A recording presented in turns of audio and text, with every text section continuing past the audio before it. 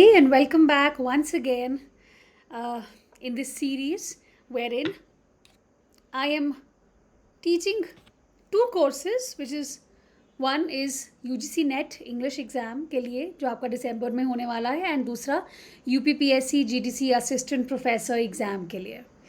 Now, although with the UPPSC students, I have started Unit 10 and I have done two classes on American literature.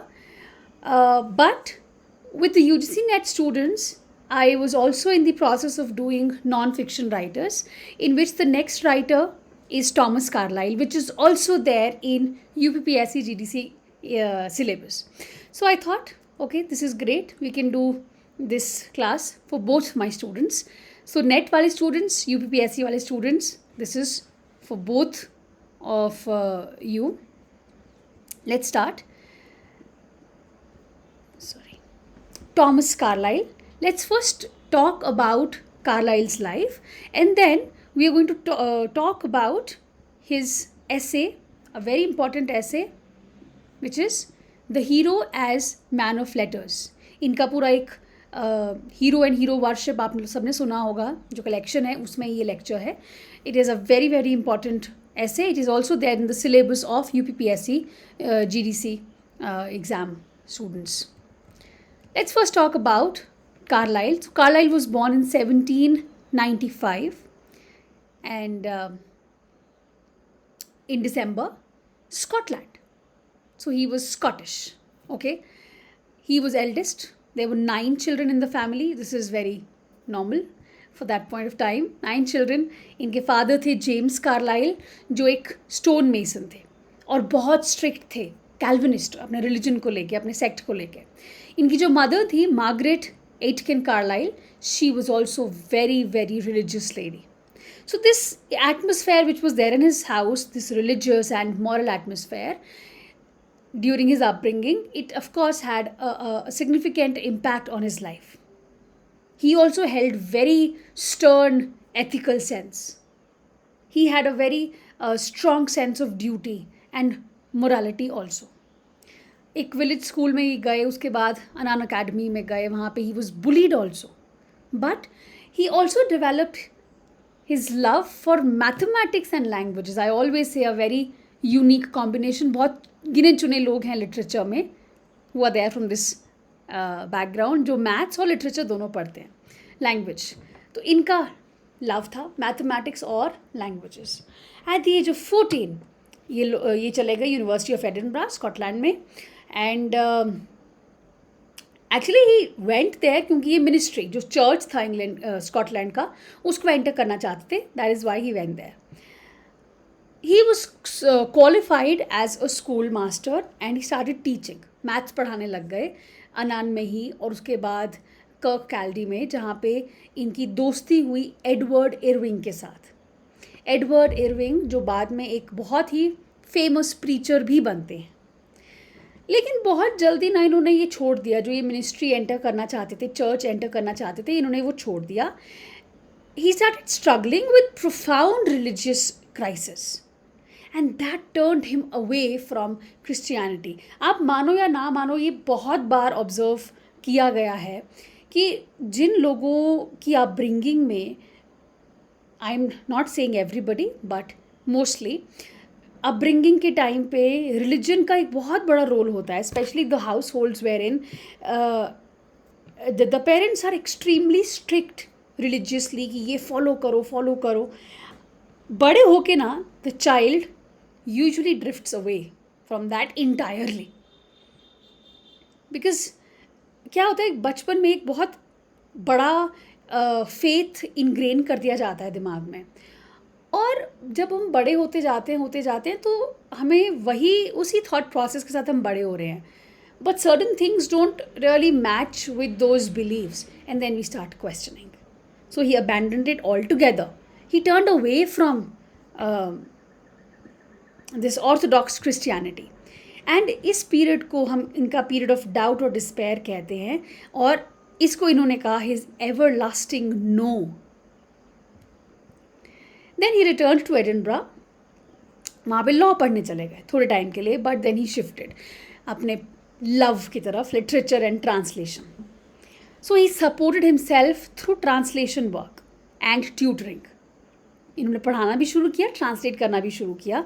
इन्होंने German literature को और philosophy को translate किया, mainly गीत, शिकलर, जो important writers हैं वहाँ के, Richter. This period saw his growing interest in the German romanticism and idealist philosophy. बहुत सारे लोग हैं जो स्पेशली विक्टोरियन एज में, Carlyle belongs to the Victorian age, और विक्टोरियन एज में बहुत सारे ऐसे रहे हैं जो इस जर्मन फिलॉसफी से बहुत इंस्पायर्ड थे. ये इनका भी यही टाइम पीरियड था. स्पेशली गीत से ही वॉज एक्सट्रीमली इंस्पायर्ड.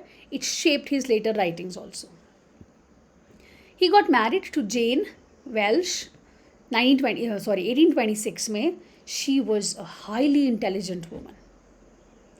इनकी जो मैरिज थी वो इमोशनली थोड़ी टर्बुलेंट थी. Ups and downs were there, but intellectually it was very stimulating.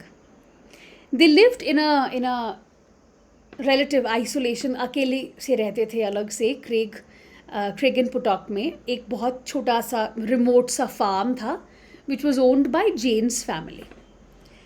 तो इस जगह पे रहते हुए इन्होंने अपने कुछ वर्क्स लिखे, जैसे कि science of the times, characteristics, Sartor, one of the famous works Sartor. Science of the times में अटैक किया है the mechanical spirit of the age को. Characteristics में he discussed the moral and spiritual decay of modern society. Sartor में it is an experimental philosophical prose work published serially. ठीक है, Fraser's magazine में serially publish हुआ. Please remember, exploring the spiritual journey from doubt to belief.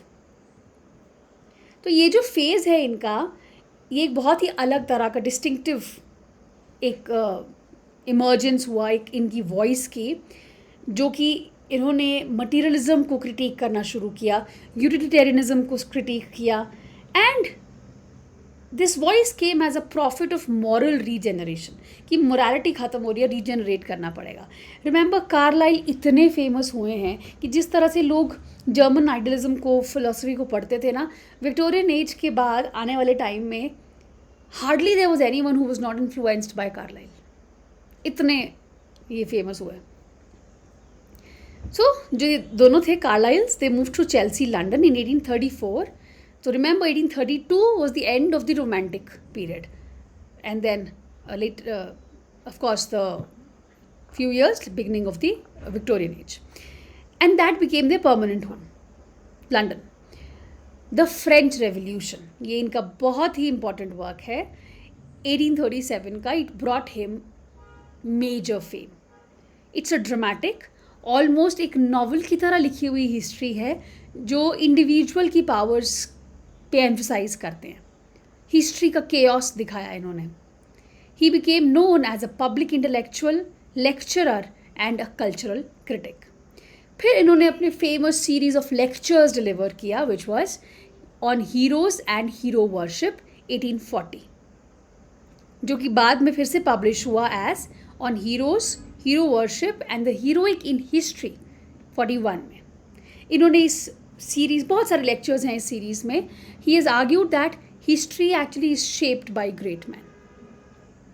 कुछ और works इस period के हैं. Chartism, past and present again important, Cromwell's letters and speeches. Carlyle का स्टाइल इतना फेमस हो गया कि कार्लाइल के स्टाइल को भी नाम दे दिया गया, कार्लाइलेस, which is a passionate style, prophetic style, metaphorical style. जैसे हम लोग काफ्का के वर्क्स को काफ्काएस्क कहते हैं, उसी तरह से कार्लाइल के वर्क को कार्लाइलेस. इन्होंने लेजिस फ्री कैपिटलिज्म को अपोज किया और जो मैकेनिकल मटीरियलिज्म था उसको भी अपोज किया. ये बिलीव करते थे कि एक स्ट्रॉन्ग मॉरल लीडरशिप बहुत ज़रूरी है. ठीक है. बाद में he publish his monumental history of Frederick the Great in 6 volumes. ये इनका लास्ट मेजर हिस्टोरिकल वर्क था. 65 में he was elected rector of the university of Edinburgh and इन्होंने अपना famous inaugural address on the choice of books ये deliver किया. His wife died, that deeply affected him. इन्होंने edit किया और इनके कुछ लेटर्स थे उनके वाइफ के, उसकी डेथ के बाद उन्होंने एडिट किया. लेटर ईयर्स में ही बिकेम इंक्रीजिंगली पेसिमिस्टिक, बहुत नेगेटिव हो गए, बिटर भी हो गए डेमोक्रेसी के बारे में. ये हो जाता है यूजुअली, स्पेशली जब आपके एक रेवोल्यूशनरी भरे आइडियाज़ होते हैं. You think out of the box, there are hardly any other people in the life जो आपकी तरह सोचते हैं. You eventually become very bitter. And what he saw as the decline of moral values. 1874 में he refused the offer of a knighthood. इनको knighthood offer किया, sir जो title मिलता है, इन्होंने रिफ्यूज़ किया. प्राइम मिनिस्टर ने ऑफर किया था, डिसराइली ने, थ्रू क्वीन विक्टोरिया भी इनको, sorry, though Queen Victoria admired him. Carlyle एक रेवर्ड फिगर बने, लेकिन कुछ आइसोलेटेड फिगर भी बने in his final years, which is known as the sage of Chelsea. 5th February 1881 he died, and he was buried in Scotland beside his parents. And he left a big legacy. I told you that there was hardly anyone in this time who was not influenced by Carlyle. Now let's move on to talk about his work.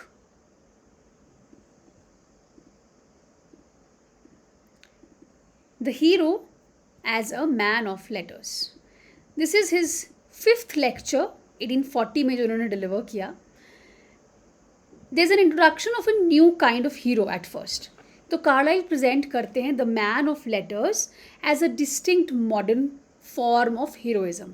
जो early times में एक heroism की हम बात करते थे, यहाँ पे उन्होंने उसको रिप्लेस किया है with a man of letters.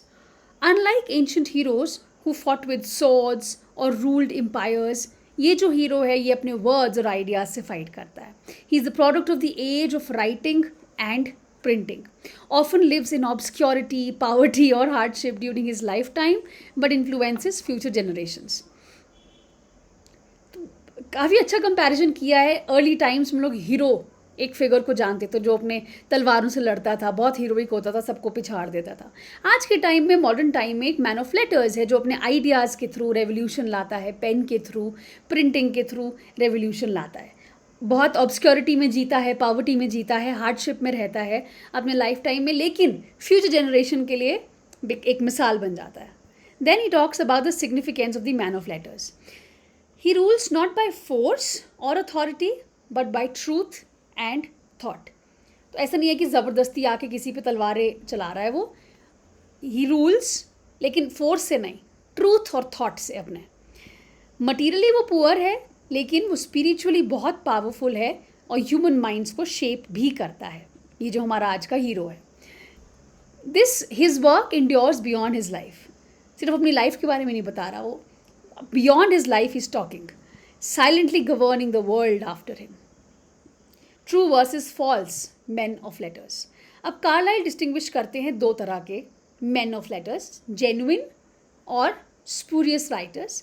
Genuine man of letter जो है वो अपनी सोल से लिखता है, बहुत सिंसियर है, ओरिजिनल होता है, एंड ही सीक्स ट्रूथ. लेकिन जो फॉल्स राइटर है दूसरी तरफ, सिर्फ बुक्स प्रोड्यूस करता है फॉर मनी, फॉर फेम, या फिर वैनिटी में विदाउट सिंसियरिटी और any depth.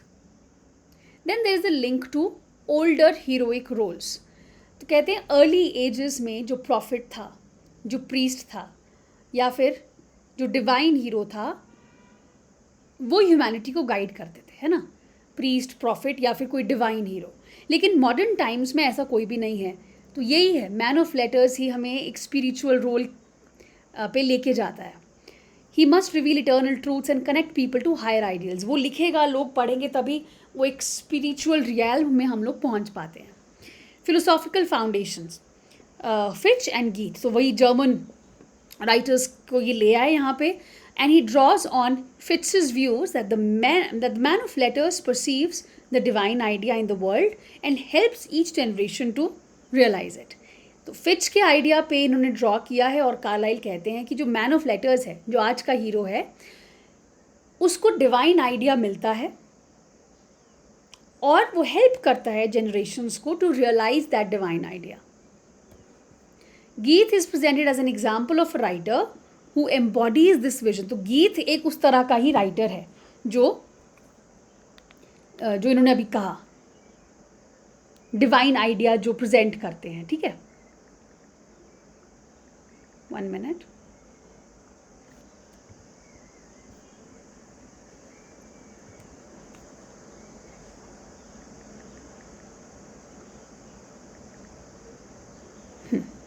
Sorry.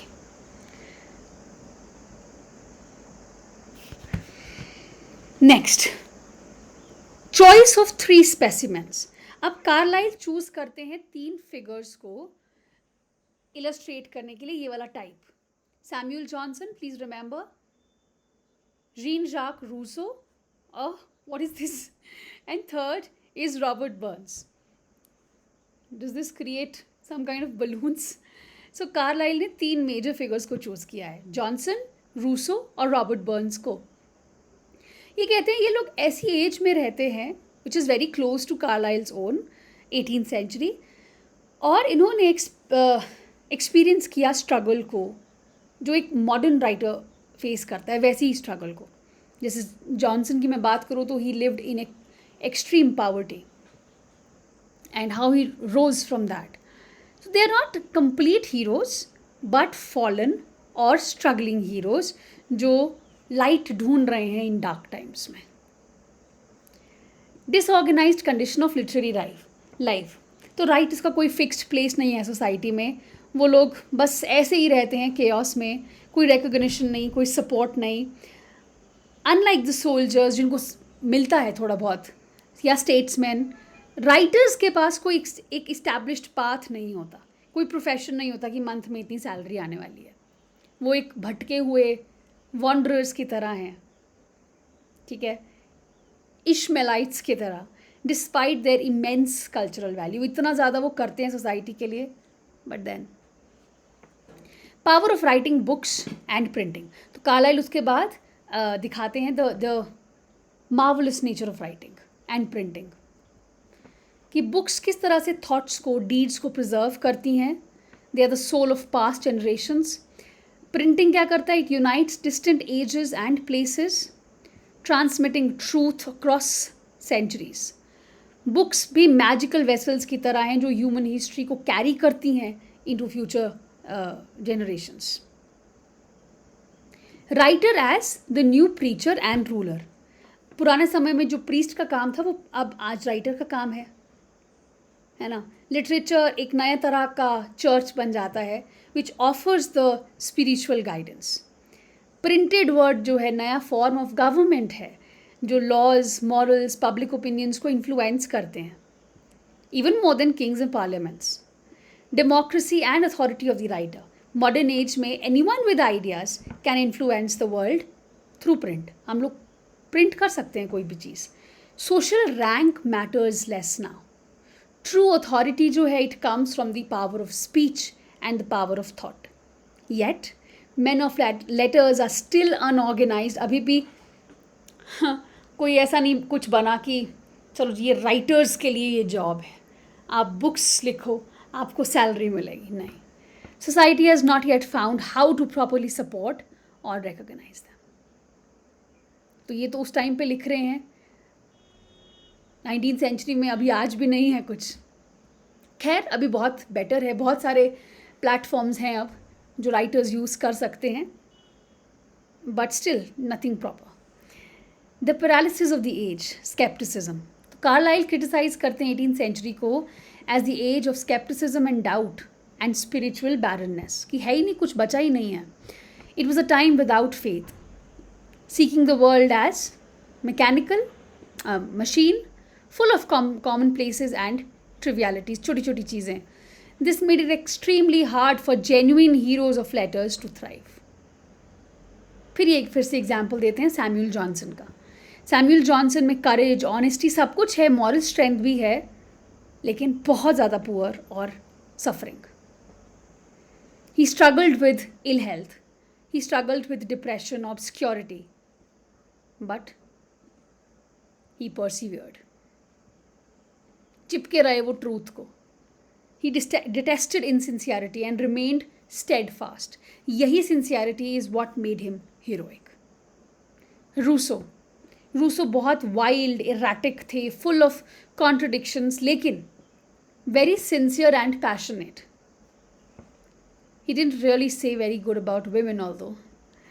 He gave voice to great truths and he awakened a sense of human dignity. Personally, इन्होंने बहुत सफ़र किया. His ideas shook Europe and inspired revolutions. फिर आते हैं रॉबर्ट बर्न्स. आपने पढ़ा है इनको सबको. रूसो को नहीं भी पढ़ा तो जॉनसन और बर्न्स को तो पढ़ा होगा आपने. बर्न्स एक पोएट थे of the common people, simple yet profound. So he spoke the language of the heart, celebrating human worth and emotion. बहुत हार्डशिप में रहे. He was largely unrecognized in his time, yet इनके जो songs हैं वो endure करते हैं आज तक. इतना सुंदर लिखा है इन्होंने. So this brings us to the end of the essay. Moral duty क्या है मैन ऑफ लेटर्स की? कि एक मैन ऑफ लेटर्स जो लिखता है, जो राइटर है, he or she must live by truth, by sincerity and duty. He carries a sacred responsibility to guide, to inspire and to elevate mankind. वो एक सेक्युलर प्रीस्ट है आज के टाइम का, मॉडर्न एज का, स्पिरिचुअल हीरो है वो हमारे टाइम का. ठीक है. This is about Carlyle and his one of his lectures. Simple है बहुत. आपको पूरा ऐसे भी देखना होगा तो आप लोगों को मिल जाएगा इंटरनेट पे. It's a little long but readable. I hope it is clear. The notes will be found in the link that I have provided in the description box. मेरे वेबसाइट पे अपलोड कर दिए हैं मैंने. आप वहाँ से पढ़ सकते हो. जब भी आपको पढ़ना हो तो आप वहाँ जा सकते हो आराम से और आप पढ़ सकते हो. ठीक है. Thank you very much and stay tuned. Let me know that you are here in the comment sections.